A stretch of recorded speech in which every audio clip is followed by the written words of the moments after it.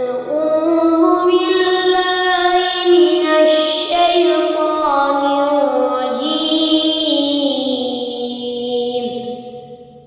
بسم الله الرحمن الرحيم. السلام عليكم ورحمة الله وبركاته. الحمد لله حمدا شاكرين حمدا نائمين حمدا يوافي نعمه ويكافئ مزيدا. يا ربنا لك الحمد كما ينبغي لجلال وجهك الكريم وعظيم سلطانك. أشهد أن لا إله إلا الله وحده لا شريك له وأن محمدا عبده ورسوله صلى الله عليه وسلم. قال الله تعالى في القرآن الكريم: أعوذ بالله من الشيطان الرجيم. بسم الله الرحمن الرحيم. إنني أنا الله لا إله إلا أنا فاعبدني وأقم الصلاة لذكري. ثم قال رسول الله محمد صلى الله عليه وسلم: إن الله لا ينظر إلى صوركم وأموالكم ولكن ينظر إلى قلوبكم وأعمالكم.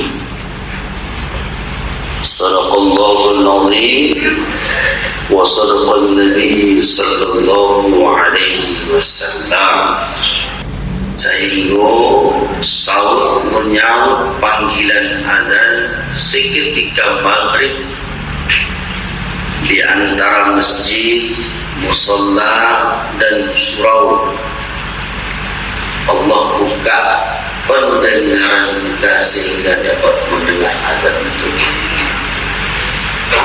Yang kedua, menggerakkan hati kita untuk memenuhi panggilan azan.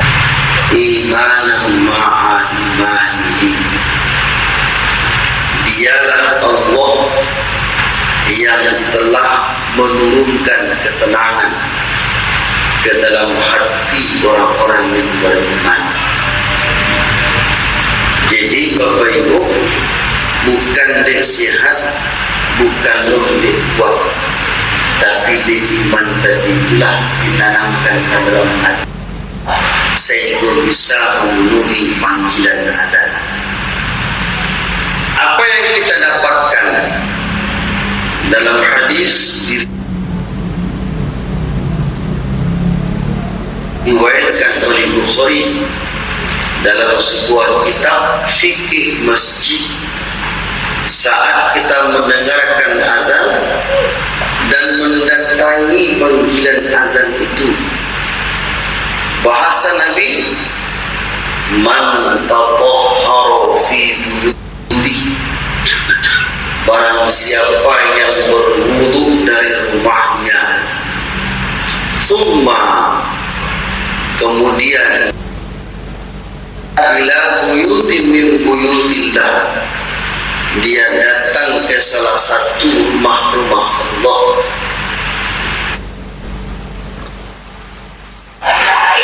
Salam dan salawat kita hadiahkan kepada baginda Rasulullah Muhammad sallallahu alaihi wasallam. Bapak Ibu, kajian kita ini sifatnya motivasi. Mangana-ngana lupa mendigo jagoan dan takalu. Anak perlu dimotivasi dalam kajian kita ini. Kita ambil dalam satu pendapat ulama namanya Ibnu Qayyim Al-Jauziyah. Judul pertemuan kita ini dari pendapat ulama tadi 4 tipe salat seseorang. Bapak Ibu yang dimuliakan, kenapa ini yang kita bahas? Satu, salat itu secara prinsip adalah media. Dalam bahasa ini alat. Untuk apa itu? Hablun minallah. Kalau tidak ada salat, maka tidak akan terhubunglah fisik kita, roh kita dengan Allah. Satu. Yang kedua adalah bahwa salat itu langkah untuk mengingat Allah. Dalilnya apa? Surah Toha ayat yang ke-14. Bunyinya, A'udzu billahi minasyaitonir rajim. Bismillahirrahmanirrahim. Innani anallah. Ungkapan Allah, sesungguhnya aku adalah Allah. La ilaha illa ana. Tiada Tuhan selain aku. Fa'budni. Ini yang media. Maka sembahlah aku. Caranya, wa aqimus salat. Dirikanlah salat lidzikri, untuk mengingat. Berarti bahwa salat yang kita lakukan itu bukan sebagai pawaitannya dan pelengkap kewajiban saja. Ingat itu. Akan tetapi media diri kita selaku hamba Allah untuk mengingat Khalik yang menciptakan kita. Nah, maka setiap apapun yang kita ucapkan, yang kita gerakkan secara fisik dan lisan dalam salat itu tertumpu hanya kepada Allah dan untuk itu prinsipnya. Nah, sehingga kalaulah seperti itu prinsip awak dalam melakukan salat, maka fungsi salat tadi itu akan lahir dalam kehidupan kepribadian awak, diistilahkan dengan kalimat inna salata tanha 'anil fahsya'i wal munkar. Lahirnya tuh, sesungguhnya salat itu mencegah perbuatan keji dan mungkar. Jadi salat itu membentuk karakter dan melahirkan kepribadian yang baik. Itu fungsi salat ketika kita benar-benar menjadikan salat tadi sebagai media untuk mengingat Allah. Bagaimana dengan pendapat Ibnu Qayyim terhadap salat seseorang yang dilakukan dalam prosesnya Ini pembahasan kita. Sehingga kadang-kadang justru sholat tadi itu ada yang berpengaruh dalam kepribadiannya, bahkan ada dan tidak berpengaruh dalam kepribadiannya terhadap sholat yang dilakukan. Kata Ibnu Qayyim, itu akan terlihat dari 4 tipe ini.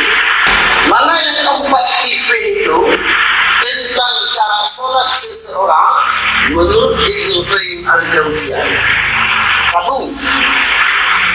Sholatnya tidak memberikan hak terhadap dirinya. Sholatnya tidak memberikan hak terhadap dirinya. Surah An-Nisa ayat yang ke-142. A'udzu billahi minasy syaithanir rajim.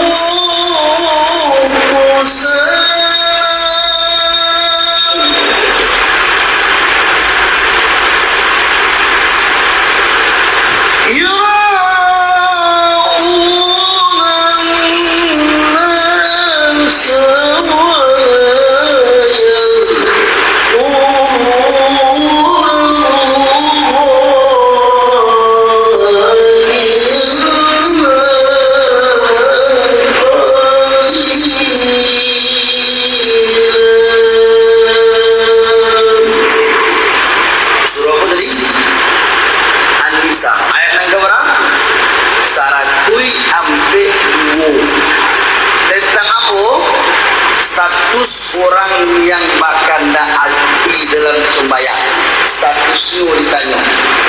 Nah, Allah nyatakan seperti ini. Innal munafiqina yakhada'una Allah. Sesungguhnya orang-orang munafik itu adalah penipu Allah. Ingat, sesungguhnya orang-orang munafik. Pertanyaannya, orang munafik ini bahagian dari golongan kafir atau bahagian dari golongan muslim? Ini tuh.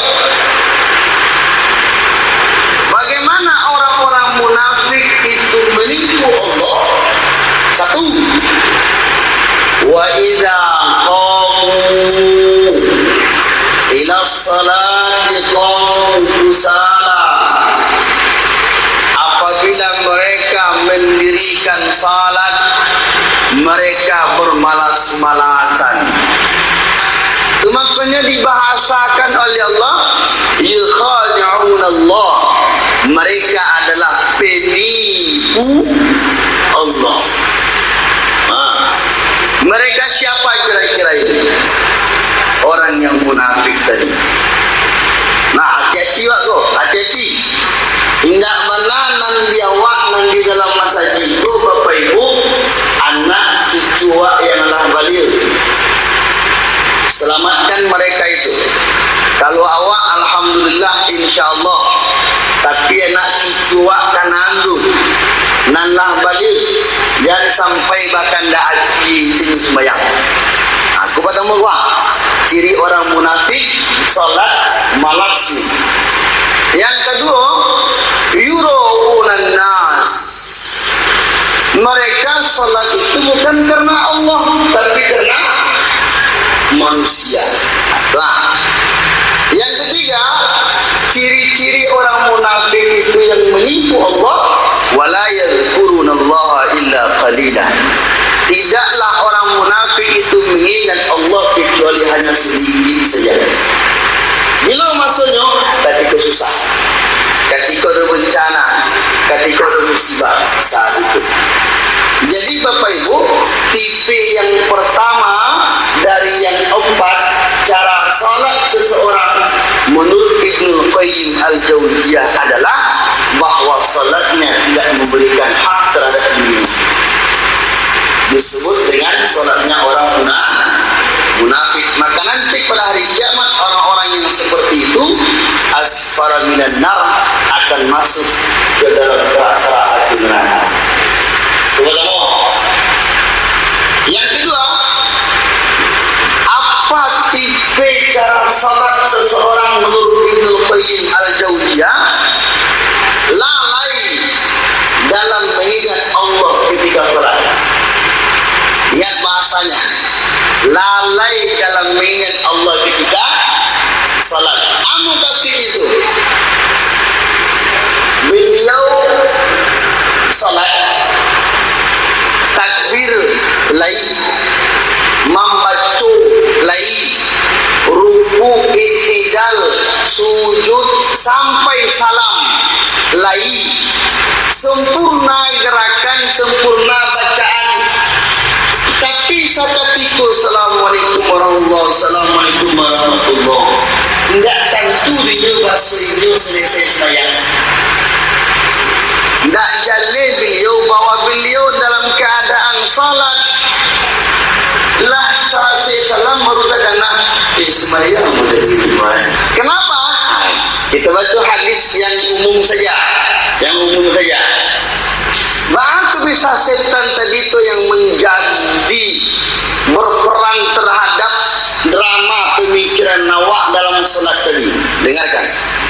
Kata Nabi SAW bahwa ketika seseorang itu, ketika azan dikumandangkan, nah, maka syaitan tadi akan lari terbirit-birit sampai dia tidak mendengarkan sedikit pun panggilan azan tadi.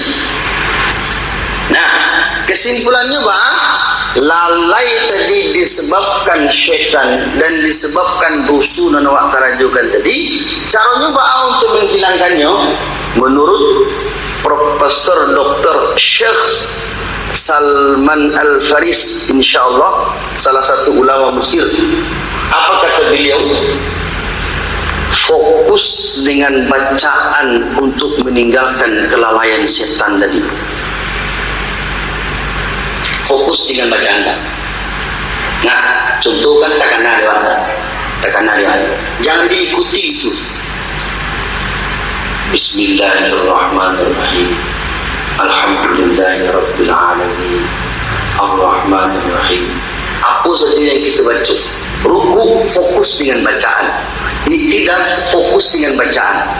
Jangan diikuti drama setan yang mengatakan udhkur hana hada, ingat ini. Jangan diikuti Pak.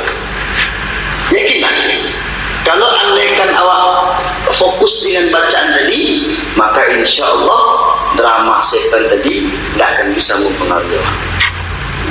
Intinya jangan diikuti. Ustaz lama Rasulullah itu Ustaz,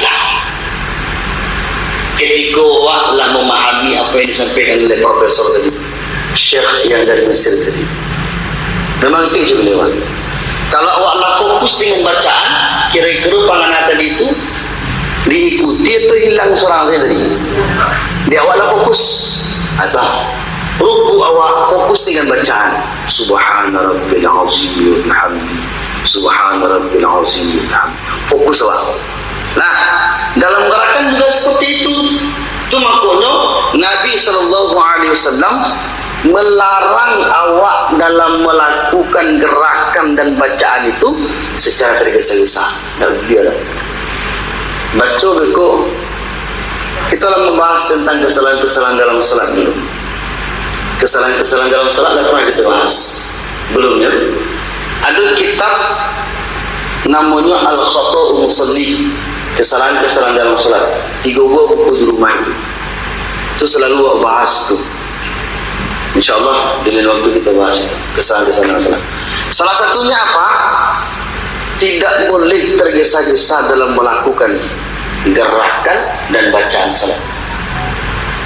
Bisinalah kalau awak melakukan tergesa-gesa tadi, pengaruh syaitan tadi kan.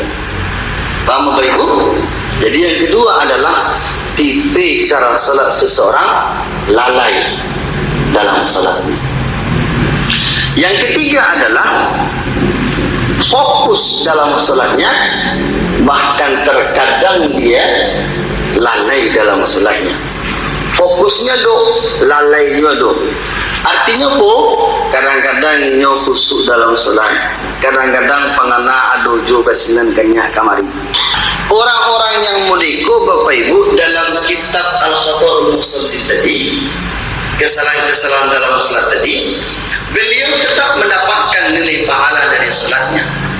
Tapi kata Nabi sallallahu alaihi wasallam, ada orang yang salat itu mendapatkan nilai pahala 10, 1/10, 1/8, 1/6, bahkan sampai setengah mendapatkan nilai pahala dari salatnya. Apa yang menyebabkan itu? Yang dikecilkan tadi. Kadang nyo khusyuk dalam salatnya, bahkan kadang-kadang nyo lalai dalam salatnya. Berusaha nyo itu, tapi kadang-kadang tidak jelas. Nah, jadi bukan salah, tidak. Itu namanya manusiawi, tapi masih ada usaha. Kalau yang pertama tadi kan tidak ada. Justru lah salah seloyo saja mampu ketahui yang nomor 2 tadi. Ya kan? Itu tidak ada. Tahunya dalam keadaan salat, tahunya pula dibaca dan gerakannya. Tapi sepersekian tadi itu dalam proses pelaksanaan salatnya juga. Yang terakhir, yang keempat, menghemat waktu, bersungguh-sungguh untuk mendapatkan kesyukuran.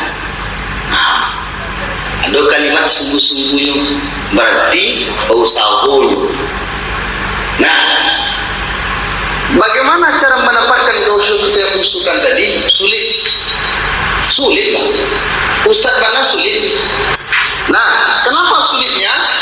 Karena kekhusyukan itu menurut pendapat ulama Bapak Ibu tergantung kepada tingkat keimanan awak. Contohnya, dulu ada seorang sahabat diperintahkan oleh Nabi Sallallahu Alaihi Wasallam untuk menjaga kawasan. Di saat itu dalam keadaan musim perang.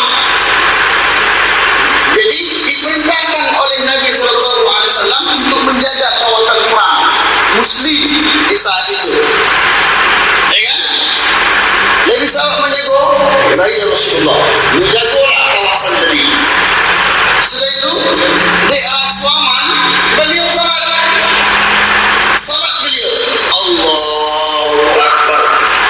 Rupanya dalam salat sahabat tadi itu ada lawan nyumpana sahabat tadi dalam keadaan salat.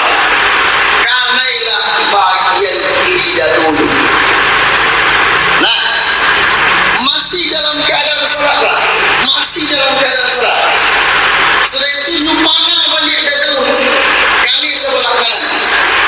Dalam riwayat itu dinyatakan sampai 9 dan 10 anak panah menancap di badannya. Tapi kekuasaan Allah masih dalam keadaan kehidupan. 9 sampai 10 anak panah. Setelah itu ini sudah hilang salatnya tadi. Setelah ini sudah hilang salatnya tadi, barulah tahu beliau tentang anak panah tadi. Apa kata beliau kepada Rasulullah Sallallahu Alaihi Wasallam?